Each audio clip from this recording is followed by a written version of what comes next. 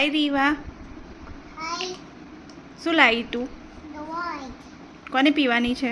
Mummy પીવા મમ્મીને પીવાની છે કે રીવાને પીવાની છે? મમ્મી પીવા મમ્માને શરદી નથી થઈ. શરદી કોને થઈ છે? રીવાને થઈ છે ને. તો કોને પીવાની છે? મમ્મી ની પીવાની મમ્મીને નહીં પીવાની. કોને પીવાની છે?